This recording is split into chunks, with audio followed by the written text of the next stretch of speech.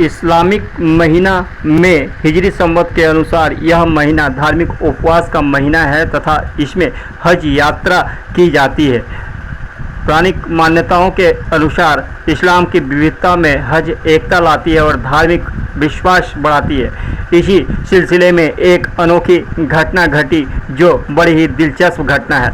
बात लीबिया की है। वहाँ हज यात्रा के लिए मोहम्मद आमिर शाह गद्दाफी जब निकले तो वे खुशी खुशी घर से निकले और चेकिंग के दौरान जब एयरपोर्ट पर यानी कि हवाई अड्डे पर जब चेकिंग चल रही थी, उनके नाम के आगे गद्दाफी के बाद चेकिंग हो गई तेज और तब तक सभी यात्री हो गए थे सवार और विमान के दरवाज़ा कर दिया गया था बंद। लेकिन कहते हैं ना, मुद्दई लाख बुरा चाहे तो क्या होता है, वही होता है जो मंजूर खुदा हो।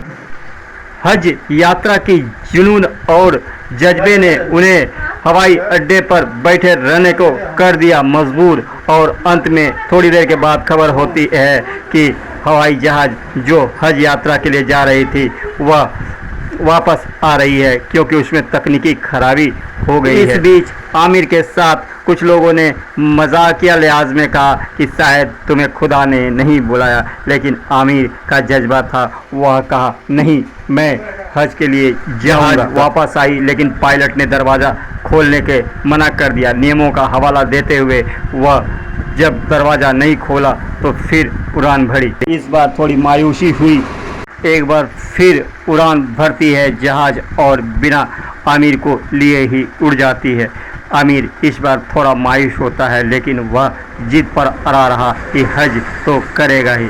लेकिन जुनून और जज्बा वही कि हज यात्रा के लिए जाऊंगा। अल्लाह पर विश्वास और भगवान पर भरोसा था कि वह ज़रूर जाएगा। लाख कमेंट और आलोचना झेलने के बाद भी वह हवाई अड्डे पर बैठा रहा। एक बार फिर खबर आती है कि जो जहाज़ हज के लिए जा रही थी एक बार फिर खराबी आ गई है। इस बार उसकी हौसला कुछ अफजाई हुई कि खुदा को यही मर्जी है कि वह हज के लिए जाए।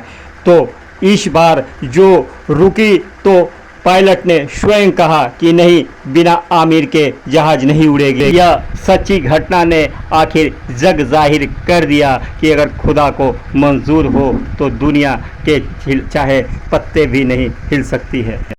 आपको खबर कैसी लगे कमेंट में दे जवाब और चैनल को करें सब्सक्राइब ताकि ऐसे ही खबरों से बने रहे।